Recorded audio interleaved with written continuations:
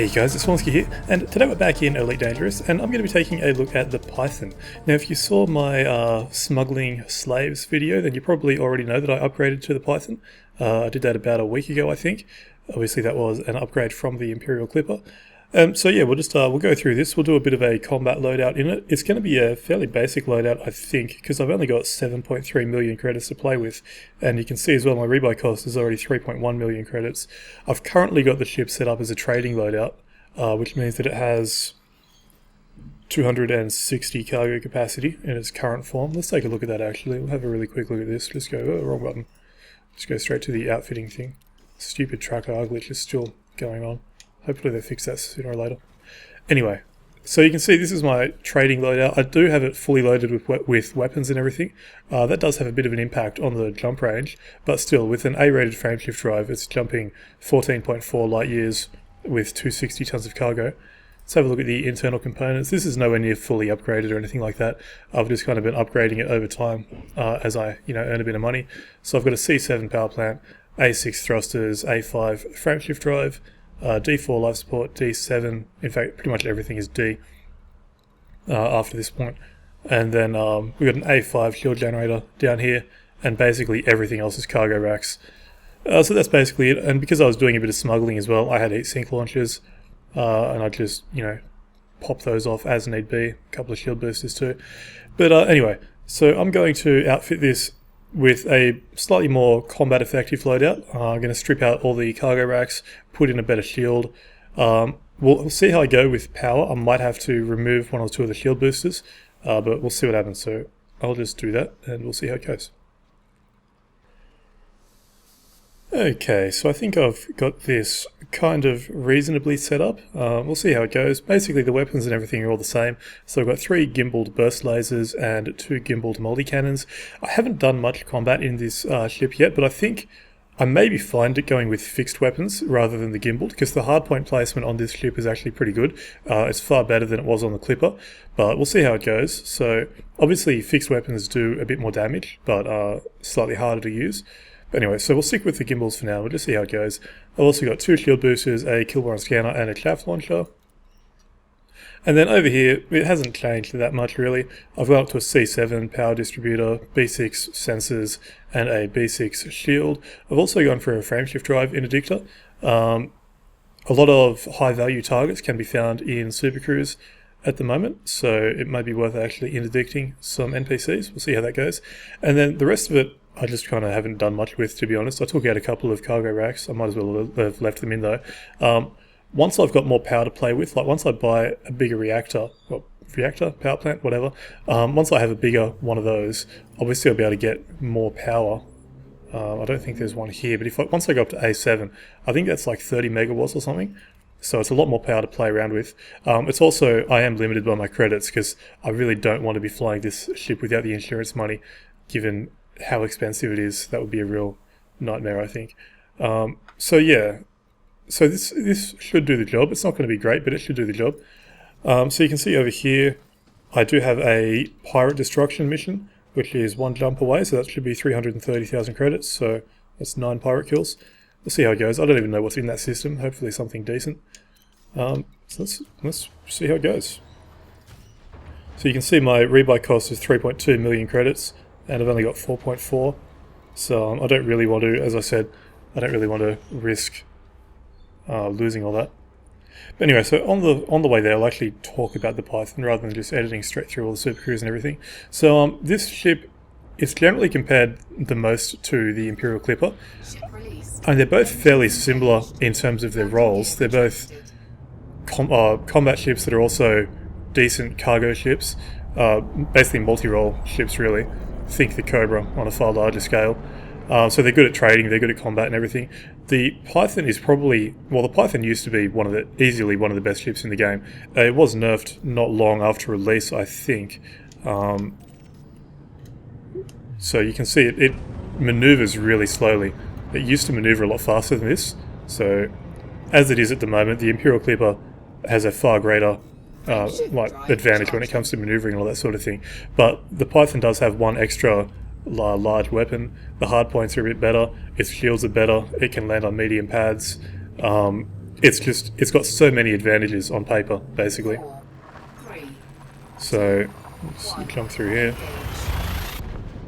That being said, I mean, I haven't flown this ship very much yet, and I flew the Clipper for a fairly long time, but it doesn't seem like it has any character. I mean, I know that may not make sense. It's one of those things that you read in like car magazines and all that sort of thing, talking about cars having character. But I think I forgot to do my fire groups as well. Yeah, I did. Oops, that was silly. There we go. Once I do the group. But yeah, it doesn't feel special or different or anything flying the ship around, whereas for whatever reason, the Clipper just did. And like I said, I'm not really sure why. Let's see, do we have anything interesting around here? Federal dropships. Wonder if these guys are wanted or anything. Doesn't look like... Do we have a nav beacon here? I've never been to the system before, I just picked up the mission. There is a nav beacon, so I could get some pirates there if need be. But let's see, that guy is not wanted. We'll see if there's any wanted ones in here. And I'll actually set up my... Let's get rid of this. I'll put my frame shift drive interdictor. There we go. Okay, so this guy's wanted. Let's actually interdict him. That was easy. So now we just got to do the interdiction minigame. And the way you interdict people, if you don't know, is you need to be behind them in Supercruise, and you need to be within a certain range.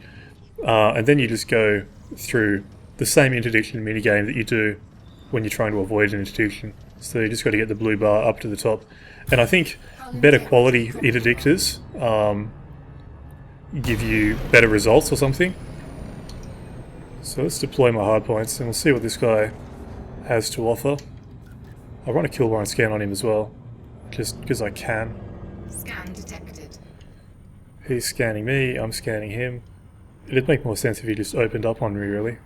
Because I think interdiction is considered to be a hostile act at this point in the game. Alright, he's scanned, full power to the weapons. Now let's just open up. Took his shields down very easily. If I was being smart about it, I would have actually targeted his power plant. And look how slow this maneuvering is. I mean, admittedly this is only on one pip to the engine, but I think the Clipper definitely spoiled me in terms of maneuvering. It's taking a bit to get used to this. Oh, he's actually going to try and jump out. We should have him dead before that though. There we go. 104,000 credits. I will take that. Looks like a system security jumped in as well to see what was going on, but Frame shift drive no need to worry about that. So yeah, it's definitely a good ship in combat. I mean, the Python has been out for long enough, like, in this game, that everybody should know that. Really, it's one of those goals that people have in terms of ships. One of the ones that, well, it's the second most expensive ship in the game, I think. So it's definitely one of the targets for people. And it looks like I have to wait for all the NPCs to spawn back in now. Got an Imperial Courier here. So let's just keep doing bounty hunting like this instead of doing it in a nav beacon or something. Resource extraction sites are still broken. They have been confirmed to be broken as well, by the way. So the way they're working at the moment with really weird spawns isn't how it's supposed to be. So this guy is also a target. Let's interdict him. It's going to be interesting to see how much my wear and tear costs go up as well, because I think that's still broken too. This guy seems to be evading a little bit more than that dropship did. Doesn't seem to be helping him though.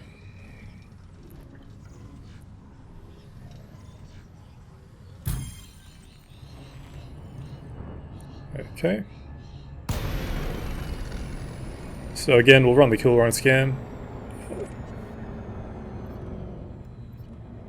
Assuming I can get my scanner in the right fire group. There we go. Scan detected.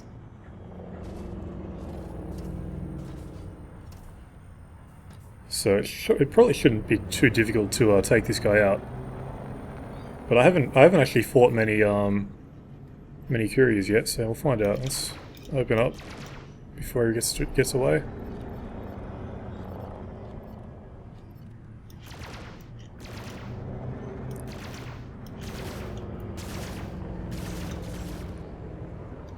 So one thing I'm probably having to get used to, or get used to again in this ship, is just really putting more power to my weapons as I'm trying to maneuver around, and then putting power back to the, well, power to my engines and then back to the weapons, just so that I can keep up with the ships, basically. That's interesting. I took his hull down. Basically didn't even hit the power plant. Anyway, it's another kill. Back into Supercruise. So yeah, I mean, 4, there's not much more to say about this ship really. It's just a really competent multi-role ship, basically. It's good for trading, it's good for combat. It's got stronger shields than the Clipper as well. I don't know if I mentioned that before as I was doing my whole little pros and cons thing. Because the way that shields are in this game, just in case you don't know, they're basically tied to a multiplier on the ship. So say, and this is just numbers that I'm making up here, but say if the Clipper had a ×2 shield multiplier and the Python had a ×4 multiplier, you could put A6 shields on both of them. But the A6 shields on the Python are going to be far superior to the A6 shields on the Clipper because of that multiplier. That's a really simple explanation of how that works. So basically the shield multiplier on the Python is better than the one on the Clipper, even though the Clipper can have, I think, A7 shields. The A6 shields on this are better or something like that. I think that's how it works. Don't quote me on that. And again, I've got to wait for all the NPCs to load in again. This is the worst part of dropping in and out of Supercruise, especially when there's no other players around. The NPCs only spawn in when I'm in Supercruise. Anyway. That goes clean. But yeah, so it's just a really good ship. I mean, the slow maneuvering and everything is a bit annoying, and I know that that's actually something that drives people back to the Clipper every now and then. I mean, once you get so used to the fast speed and fast maneuvering of the Clipper, even though the Clipper takes a bit of getting used to itself because it carries a lot of like inertia through the turns, but once you get used to that, it is really difficult going back to a slow maneuvering ship like the Python. But at the same time, for me, the Python has just so many more advantages, basically. And even though I don't land on outposts very often, it's nice being able to. Whereas the Clipper obviously can't land on outposts at all. And so it does seem that nothing is spawning in here now, doesn't it? No ships at all. And we've got 2 pirate kills. Here's this Cobra. It's Federal Navy though. So maybe we will have to drop into the nav beacon, but let's actually take a look at some of these signal sources instead. We might find some pirates to pew-pew in there. If you get the right signal source, you can get most of, like, you can basically complete a mission just within one signal source. But it really does depend on luck, that more than anything else. Let's go for a strong one instead, actually. Better chance of more enemies in a strong one.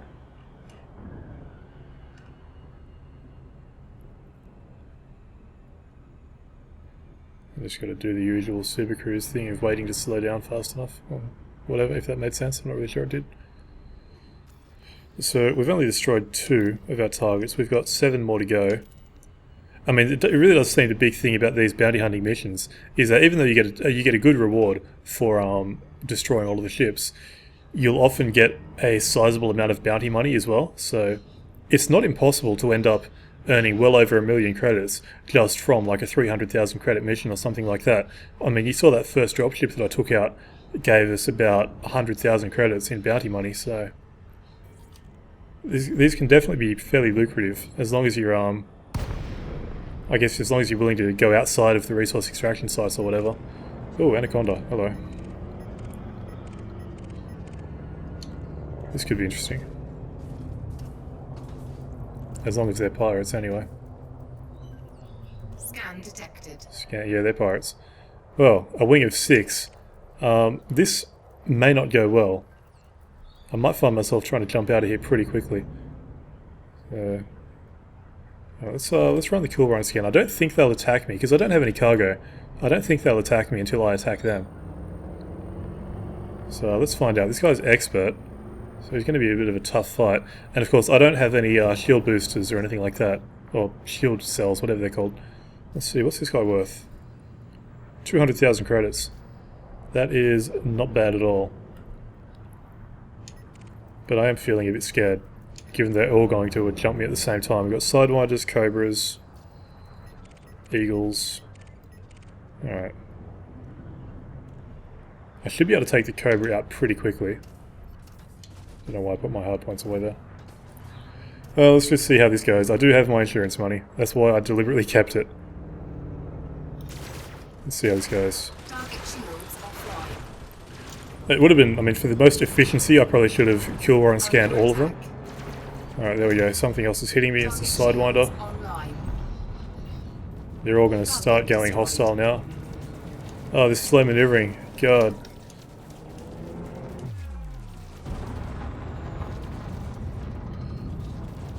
trying to get a bit of range, but it's already taking my shields down so quickly. Well, not so quickly, it's actually taking a fairly long time. Let's go for this other Cobra. Oh shit, put my hard points away. Why did I do that? I'm panicking. Shields are almost down. Target shields offline. And shields are down. Time to get out of here. Shields offline. I can't get out yet because I'm being mass locked by the Anaconda. My hull is going down fairly slowly because of what's attacking me, I guess. Anaconda's a fair way away.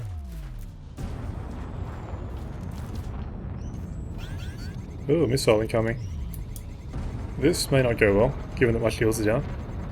I'm 4 kilometers away from this guy and I still can't jump out. How far away is he mass locking me from? There we go. We finally broke out of it. 4, 3, 2, Well, 1. Engage. that probably could have gone better. Let's be honest. I mean, obviously those strong signal sources are designed for players in wings, not just a single player. So the whole point of them is that they are supposed to be difficult. This guy's, see up there in the left corner, this guy's going to try and offer me... He'll basically offer me less money to go and not complete my mission. So how many did I get there? Did I actually manage to get all... Or... No, I only got 1. I was hoping I got 2, but... Alright, well, it's going to take forever to get my shields back now, so let's try and pick on some easier targets. Yeah, that really could have gone better. Alright, this guy's a Cobra, it should be easy enough.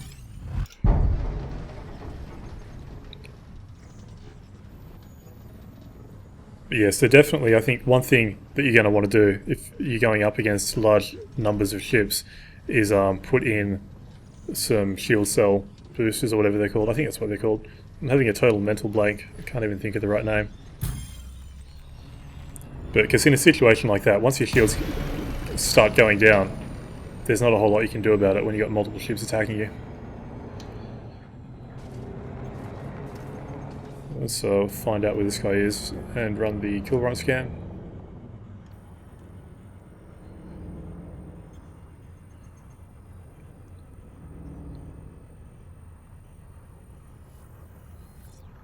Okay.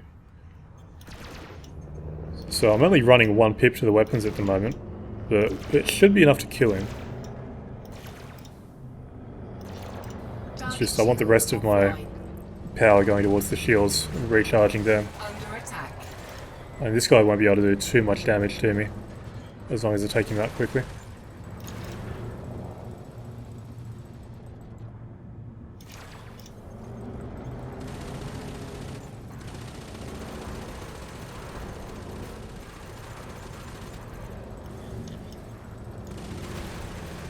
That's the good thing about having the multi-cannons on board as well. They can keep firing. I mean, they do run out of charge. Well, they don't run out of charge, but they overheat. But they can keep firing with less power long after the energy weapons have run out. Target shields online. He's got his shields back up, which isn't exactly good for me.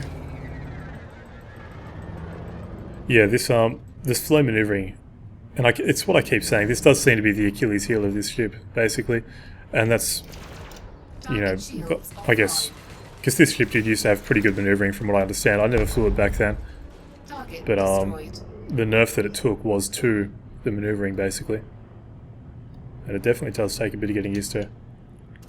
Frame shift drive charging. Anyway, back into Supercruise we go. Ready to engage. 3, 2, Shields have still not come back up yet. engage.